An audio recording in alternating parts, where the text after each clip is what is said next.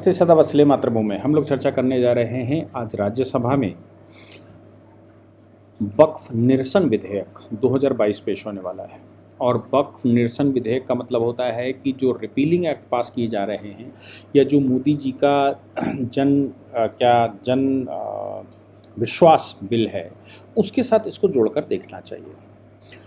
इस विधेयक के माध्यम से ये कहा गया है कि वक्फ एक्ट ख़त्म कर देना चाहिए, भारत में वक्फ एक्ट की आवश्यकता नहीं है। हालांकि ये विधेयक कितना दूर तक जा पाएगा, प्राइवेट मेंबर बिल है। एक हरिनाथ सिंह यादव नाम के राज्यसभा में सदस्य हैं जो भारतीय जनता पार्टी के नॉमिनी हैं उत्तर प्रदेश से, उत्तर प्रदेश के मैनपुरी ज़िले से आते हैं।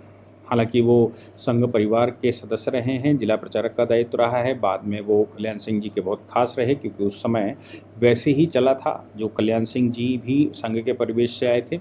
और लेकिन कल्याण सिंह जी जब संगठन से नाराज़ हुए तो जब वो गए थे उसी समय का जहाँ तक मैं याद कर पा रहा हूँ, उसी समय हरनाथ सिंह जी भी समाजवादी पार्टी के एमएलसी के कैंडिडेट हुआ करते थे और एमएलसी बने थे। बाद में वो भारतीय जनता पार्टी में आए और भारतीय जनता पार्टी के टिकट पर वो लड़े और अभी वो राज्यसभा में भारतीय जनता पार्टी के कैंडिडेट के रूप में रिप्रेजेंटेटिव, उत्तर प्रदेश विधानसभा के रिप्रेजेंटेटिव के रूप में वहाँ पर विराजमान है।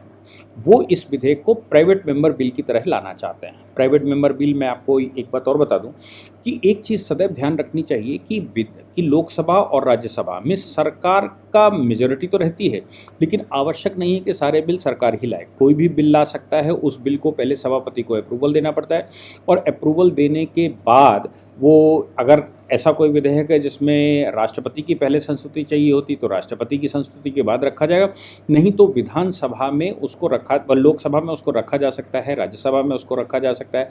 बस सभापति की अनुमति चाहिए होती है। सभापति उसको प्रेमे फसाई रिजेक्ट भी कर सकता है और सभापति उस पर संज्ञान भी ले सकता है, उसका नोटिस इशू कर सकता है। तो ये मानना चाहिए 2022 के बिल के नाम से है तो इसका मतलब ये है कि ये पिछले साल का पेंडिंग विधेयक है जो एक कानूनी प्रक्रिया पूरी करने के पश्चात आज रखना संभाव्य है। ये जो निरसन का कानून है उससे पहले एक भी चीज़ और समझ लेनी चाहिए कि ऑनरेबल सुप्रीम कोर्ट पिछले 2-3 वर्ष में कुछ ऐसे डिसीजन दे चुका है जो वक्फ एक्ट के जो कानून हैं उन कानूनों के विरुद्ध जा चुका है। यानी कि वक्फ एक्ट, ये बात सिद्ध होती है सुप्रीम कोर्ट के जजमेंटों से कि वक्फ एक्ट कानूनन भारत के बेसिक स्ट्रक्चर के अनुरूप नहीं है। भारत में लॉ का जो बेसिक स्ट्रक्चर है या फिर मैं कहूँ जो रूल ऑफ लॉ है, इक्वल प्रोटेक्शन ऑफ लॉ है, उसके बेसिक स्ट्रक्चर के अनुरूप नहीं है। यही कारण था कि ऑनरेबल सुप्रीम कोर्ट कई एक ऐसे जजमेंट पिछले समय में दे चुका है। मैं उनका अपडेट बीच बीच में देता रहता हूं, फिर भी एक समरी उसकी देता हूं। और अभी लेटेस्ट एक जजमेंट और आया है जिसने वक्फ की कमर तोड़ दी है, उस पर भी हम लोग चर्चा करेंगे। पहली बात, जिंदल शॉ का एक जजमेंट आया था ऑनरेबल सुप्रीम कोर्ट का राजस्थान का, जिसमें ये कहा गया था कि स्ट्रक्चर बना हुआ है, स्ट्रक्चर पर वक्फ चढ़ी हुई है। इसका मतलब ये बिल्कुल नहीं है कि वो वक्फ है। स्ट्रक्चर अगर बना हुआ है और वो सरकारी रिकॉर्ड में कुछ और है और वक्फ ये सिद्ध नहीं कर पा रही कि वो प्रॉपर्टी कैसे आई, तो फिर वो वक्फ नहीं मानी जाएगी। दूसरा जजमेंट ऑनरेबल सुप्रीम कोर्ट ने दिया था जिसमें उन्होंने ये कहा था कि अगर 12 वर्ष से किसी का कब्जा है और वो एडवर्स पोजीशन है, एडवर्स पोजीशन उसको कहते हैं जिसमें किसी प्रकार का कोई डिस्प्यूट नहीं हुआ और पोजीशन धारी ने पोजीशन करके रखा है, उसका कब्जा है उस पर, लेकिन सामने से कोई नोटिस नहीं आया, सामने से कोई डिस्प्यूट नहीं खड़ा हुआ, कोई कोर्ट में नहीं गया, कुछ हुआ नहीं, शांत है, जिसकी वो प्रॉपर्टी है, जो क्लेम कर रहा है कि मेरी प्रॉपर्टी है, वो प्रॉपर्टी पर कोई व्यक्ति अगर 12 वर्ष या उससे अधिक से काबिज है तो फिर प्रॉपर्टी प्रिज्यूम किया जाएगा कि उसकी प्रॉपर्टी है, अगर एडवर्स पोजीशन सिद्ध होता है तो। भले ही वो वक्त पर प्रॉपर्टी चढ़ी है पिछले 50 साल से, उससे लेना देना नहीं हो। और ये भी संभव है कि अगर वो प्रॉपर्टी वक्फ की है, मतलब वो प्रॉपर्टी वक्फ ही है, हकीकत में वो वक्फ है, लेकिन 12 वर्ष से पिछले वक्फ ने उस पर कोई क्लेम नहीं किया, 12 वर्ष से वो खाली नहीं करवा रहा है, उसने कोई मुकदमा नहीं किया, तो फिर वो प्रॉपर्टी उसकी हो जाती है। इसके लिए उसको डिक्लेरेटरी सूट फाइल करना पड़ता है जो ये बताएगा कि 12 वर्ष या इससे अधिक का मेरा कब्जा है और 12 वर्ष से अधिक का कब्जा होने की वजह से ऑनरेबल सुप्रीम कोर्ट के जजमेंट के अनुसार ये प्रॉपर्टी मेरे नाम चढ़ा देनी चाहिए, भले ही मेरे पास उसके कागज नहीं हैं। इसमें उन्होंने ये भी कहा कि कोई और रिलेशन नहीं होना चाहिए। अगर आप किराएदार हैं, किराए की रसीद कटी हुई, भले 1 रुपये की रसीद है या फिर 20 साल पुरानी रसीद है, 50 साल पुरानी रसीद है, तो फिर ये एडवर्स पोजीशन नहीं माना जाएगा। लाइसेंस आपने ले रखा है तो भी एडवर्स पोजीशन नहीं माना जाएगा, किसी उद्देश्य के लिए दिया है तो भी एडवर्स पोजीशन नहीं माना जाएगा, उस पर मुतवल्ली के नाते काबिज है तो एडवर्स पोजीशन नहीं माना जाएगा, उसमें किसी न किसी कारण से ग्रांट दी गई है तो फिर ये एडवर्स पोजीशन नहीं माना जाएगा। एडवर्स पोजीशन तभी माना जाएगा जबकि आप उस पर कब्जे पे हैं और बिना किसी फिड्यूशियरी रिलेशन, यानी कि आपका संबंध वक्फ के साथ कोई नहीं है या वक्फ ने आपको किसी प्रकार की ग्रांट नहीं की है और आप उस पर काबिज हैं 12 या 12 वर्ष से ऊपर, तो फिर ये प्रॉपर्टी आपकी हो गई और आपकी प्रॉपर्टी हो जाएगी एज पर ईजमेंट एक्ट और as per specific relief act, ये प्रॉपर्टी आपकी हो गई। इसके बाद एक और केस आया, उस केस में 2013 में जो संशोधन किया गया जिसमें कहा गया कि वक्फ किसी भी व्यक्ति के द्वारा, चाहे वो वक्फ के ही किसी व्यक्ति ने वक्फ को ट्रांसफ़र कर दिया था गलत तरीके से, तो उस मामले में मुकदमा फाइल हो सकता है, उस पर एफआईआर हो सकती है। कोई भी इनक्रोचर किसी भी वक्फ की प्रॉपर्टी पर इंक्रोचमेंट करके बैठा है तो फिर उसके खिलाफ क्रिमिनल केस फाइल होना चाहिए और क्रिमिनल केस उस पर इंक्रोचमेंट का फाइल होगा और उसको फेस करना पड़ेगा, प्रॉपर्टी वक्फ की रहेगी। क्यों? क्योंकि फॉर्मूला ये है कि वंस वक्फ इज ऑलवेज वक्फ। तो उस पर भी सुप्रीम कोर्ट ने कहा, क्योंकि ये संशोधन 2013 में किया गया है क्रिमिनल प्रावधान के द्वारा, इसलिए 2013 से पहले अगर किसी वक्फ की प्रॉपर्टी पर कोई ट्रांजैक्शन कर दिया गया है, वक्फ की प्रॉपर्टी पर कोई पहले से काबिज है, तो उस पर यह प्रावधान लागू नहीं होता है। 2013 के संशोधन में चूंकि क्रिमिनल प्रावधान है, इसलिए ये आर्टिकल 20 के अनुसार प्रोस्पेक्टिव चलेगा, यानी कि 2013 के बाद अगर वक्फ की प्रॉपर्टी पर किसी ने कब्जा किया हुआ है तो ही एफआईआर दर्ज हो सकती है, नहीं तो दर्ज नहीं हो सकती है, भले ही उस पर कब्जा हो। यानी कि एडवर्स पोजीशन अगर है और एडवर्स पोजीशन पर यह प्रावधान था कि भाई अगर किसी का पोजीशन है लेकिन वक्फ चढ़ी हुई तो वक्फ को राइट है कि वो इंक्रोचमेंट खाली करवाएगा और मुकदमा भी कर सकता है। एडवर्स पोजीशन को कंफर्म किया, साथ ही उसके बाद का जजमेंट ये आ गया कि नहीं भाई आप क्रिमिनल केस भी नहीं फाइल कर सकते। अभी एक लेटेस्ट जजमेंट कोर्ट ने दिया है सेलम ब्यूरल ग्राउंड कमेटी के नाम से, उस पर कोई कब्रिस्तान का मामला है और कब्रिस्तान क्लेम किया जा रहा है। हकीकत ये है कि वक्फ ने उस पर एक सर्वे करवाया, सर्वे करवाने के बाद उसने वक्फ चढ़ा ली, वक्फ चढ़ाने के बाद उसने गजट कर दी, यानी कि वक्फ की गजट हो गई, पब्लिकेशन हो गया, ऑफिशियल गजट में गजट हो गया राज्य सरकार की, क्योंकि वक्फ एक्ट के तहत जो वक्फ बोर्ड है वो राज्य सरकार का बोर्ड होता है। भले ही उसमें मुस्लिम बैठते हैं, उसके नियम धर्म ऐसे हैं, लेकिन हकीकत ये है कि उसमें इंस्ट्रूमेंटलिटी ऑफ स्टेट होती है, इसलिए स्टेट बैठता है। तो स्टेट के ऑफिशियल गजट में वो प्रॉपर्टी गजट कर दी गई कि ये जो है वो ब्यूरल ग्राउंड है, यानी कि ये कब्रिस्तान है। सुप्रीम कोर्ट में मामला आया, उस मामले में वो जो है प्रॉपर्टी हिंदुओं के क्रिमेशन सेंटर का रहा होगा या कुछ और रहा। केस फाइल किया गया तो वक्फ लगातार ये कह रही कि साहब हमने पब्लिकेशन किया था, हम इसको गजट कर चुके हैं, आप गजट उठाकर देख लो। सवाल ये पैदा होता है कि राज्य सरकार अगर किसी मामले में गजट कर दे तो क्या वो फाइनल होता है?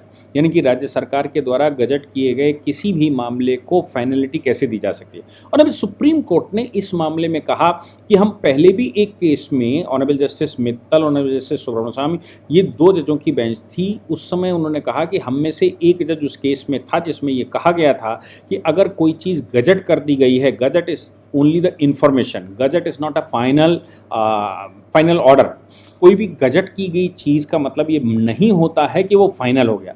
गजट का मतलब सिर्फ इतना होता है कि राज्य सरकार या केंद्र सरकार इन्फॉर्म करना चाहती है। चूँकि गजट जो है वो सरकारी पत्र होता है और सरकारी पत्र में उसको पब्लिश करना आवश्यक होता है, कोई भी मामला अगर सरकार करती है तो चूँकि वो सरकारी पत्र में पब्लिश हो गया है, इस पब्लिकेशन को सिर्फ इंफॉर्मेशन कहा जाएगा, इंफॉर्मेशन प्रोवाइडेड बाय या notice given to the person by the government.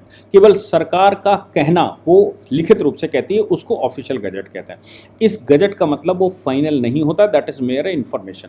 तो यहाँ पर उन्होंने उस जजमेंट को यहाँ पर लगाते हुए कहा कि अगर कोई भी प्रॉपर्टी है, वो प्रॉपर्टी अगर सरकारी गजट में गजट भी कर दी गई है वक्फ के नाम से, तो भी वक्फ फाइनल नहीं होती जब तक कि वक्फ एक्ट के सेक्शन 4 सेक्शन 5 को फॉलो ना किया जाए।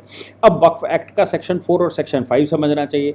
वक्फ एक्ट का सेक्शन 4 ये कहता है कि कोई भी प्रॉपर्टी वक्फ पर चढ़ाने से पहले वक्फ जो ट्रिब्यूनल बना होगा या जो कमेटी बनी है, वो कमेटी अपना एक सर्वे करने के बाद उसको डिस्ट्रिक्ट मैजिस्ट्रेट या सरकार को देगी। सरकार उस पर ऑफिशियल सर्वे करवाएगा। अब सरकार का ऑफिशियल सर्वे अगर कहें तो तालुकादार बैठता है, ऑफिशियल सर्वे की बात कहें तो कहीं कानून गो बैठता है, कहीं पाटीदार बैठता है, तो कहीं पाटिल बैठता है, कहीं तहसीलदार उसको, लेखपाल उसको कहते हैं, कहीं तहसीलदार उसको कहते हैं, कहीं तालुकादार उसको कहते हैं। ये टीम रहती है जो किसी भी मामले में सर्वे किया करती है, और सर्वे करने के बाद वो यथास्थिति यानी कि कागज़ों को देखता है। कागज़ों को देखने के बाद वो ये पता करते हैं कि वाकई में ये प्रॉपर्टी डेडिकेट की गई थी कि नहीं की गई थी, प्रॉपर्टी ट्रांसफ़र हुई कि नहीं हुई, और प्रॉपर्टी कैसे वक्फ बनी।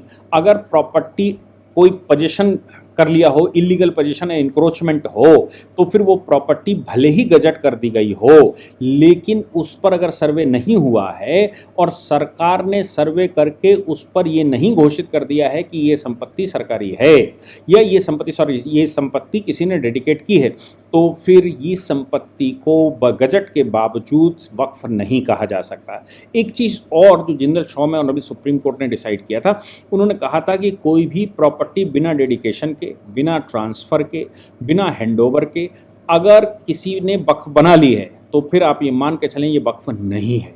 वक्फ चिल्लाता रहे किसी भी प्रॉपर्टी को अपने पास दर्ज करके, कोई भी प्रॉपर्टी उसके पास दर्ज हो गई है, इसका मतलब वो वक्फ नहीं। जबकि वक्फ एक्ट 2013 में इस प्रकार के संशोधन किए गए थे कि अगर वक्फ चढ़ा दी गई तो ट्रिब्यूनल के पास जाना पड़ेगा, वक्फ हो गई है, वक्फ को चैलेंज नहीं किया जा सकता। सुप्रीम कोर्ट इन मामलों में जजमेंट कर चुका है कि नहीं, ऐसा माना नहीं जाएगा, और ये माना जाएगा कि जब तक प्रॉपर्टी का डेडिकेशन नहीं हुआ, जब तक प्रॉपर्टी को ट्रांसफ़र नहीं किया गया, और जब तक या फिर प्रॉपर्टी को किसी ओनर ने, जिसका अधिकार था, उसने उस प्रॉपर्टी को बनाकर लॉन्ग टर्म अल्लाह के पर्पज़ के लिए यूज़ नहीं किया और उसके बाद ट्रांसफ़र नहीं किया, उसको खोला नहीं पब्लिक के लिए, तो फिर ये वक्फ नहीं होगी, चाहे प्रॉपर्टी वो हिंदू की हो या फिर प्रॉपर्टी किसी मुसलमान की क्यों ना हो। जनरली ऐसा होता है कि मुसलमानों की प्रॉपर्टी पर भी वक्फ बैठ जाता है, हिंदुओं की प्रॉपर्टी पर तो बैठते ही बैठता है। वक्फ अपने यहाँ चढ़ा लेता है, कहता है हमने सर्वे कर लिया है, इसके अनुसार मेरी है, और फिर वो अपने यहाँ गजट कर लेता है। गजट करने के बाद राज्य सरकार के गजट में पेश कर देता है और कहता है कि भाई इस पर तो गजट हो चुका है, राज्य सरकार गजट कर चुकी है। और हमें सुप्रीम कोर्ट सेलम के केस में ये कह रहा है कि अगर आपने गजट कर भी लिया है, लेकिन राज्य सरकार के द्वारा सर्वे करके ये नहीं बताया गया है कि प्रॉपर्टी कैसे आपके पास आई और ओरिजिनली प्रॉपर्टी किसकी थी, तो फिर ये वक्फ नहीं मानी जाएगी। वक्फ करने के लिए किसी का डेडिकेशन करना आवश्यक है। अब चूंकि डेडिकेशन नहीं हुआ, अब यहाँ पर सवाल एक और पैदा होता है, अगर राज्य सरकार के कुछ लोग भी मिले हुए थे, जैसे डिस्ट्रिक्ट मजिस्ट्रेट की बात करें या फिर हम बात करें तहसीलदार की, या हम तालुकादार की, पाटीदार की, लेखपाल की, कानून को, कोई भी जो अधिकारी वहाँ पर बैठते हैं सर्वे के लिए, जिनके पास लैंड रिकॉर्ड रहता है, अगर उन्होंने गलत तरीके से उसको चढ़ा दिया था तो क्या होगा? तो फिर ये मान के चलिए कि उसका दस्तावेज दुरुस्ती होगा, यानी कि करेक्शन ऑफ डॉक्यूमेंट्स किया जाएगा। अगर किसी से क्लरिकल मिस्टेक हो गई और उसके बाद उसने वो डिक्लेयर कर दिया कि प्रॉपर्टी है, तो भी प्रॉपर्टी पर डिस्प्यूट खड़ा किया जा सकता है और प्रॉपर्टी को बाकायदा लिटिगेशन में ले जाया जा सकता है।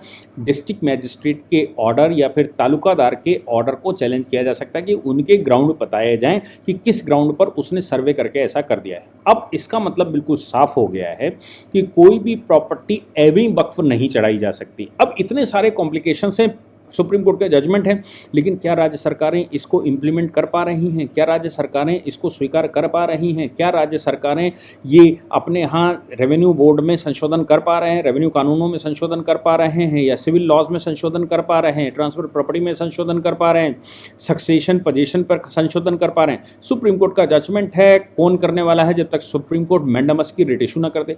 मैंडेमस की रिट किसी एक पार्टिकुलर सब्जेक्ट मैटर पर इशू करता है, इसलिए इसको कौन परस्यू करेगा?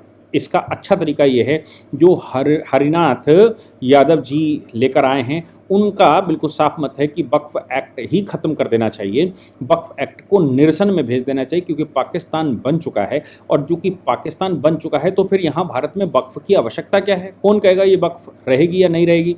तो मेरा मानना ये है कि ऑनरेबल सुप्रीम कोर्ट में जो राज्यसभा में जो ये बिल पेश किया जा रहा है, वो बिल्कुल सही प्रोस्पेक्टिव में ये है कि जब पाकिस्तान का निर्माण हो गया तो फिर भारत में वक्फ की आवश्यकता क्या है? वक्फ की जितनी भी संपत्तियां हैं वो सारी संपत्तियां सरकार की संपत्तियां घोषित होनी चाहिए।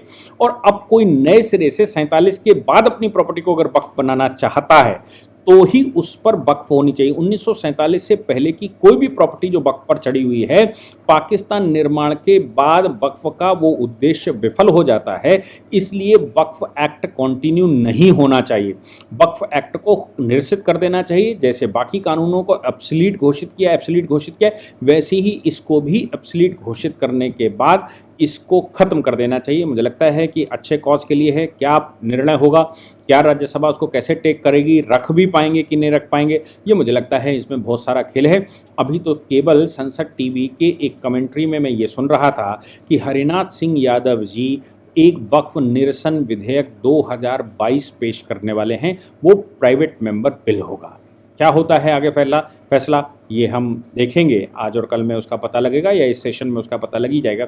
लेकिन कम से कम भारत में हम लोगों ने जो एक इंफॉर्मेशन सिस्टम सप्लाई करना शुरू किया, उस पर पिछले 3-4 वर्ष से, जब से 370 सॉल्व हुआ तब से मैं भी उस पर काम कर रहा था और देश को बता रहा था कि क्या क्या चल रहा है और इसमें क्या क्या कमियां और कैसे कैसे इसके काट हैं। उसको ध्यान में रखते हुए अगर भारतीय जनता पार्टी के एक सदस्य इसको निरसन के लिए ला रहे हैं तो ये भी अपनी उपलब्धता ही मानी जानी चाहिए। जय हिंद, जय भारत, वंदे मातरम।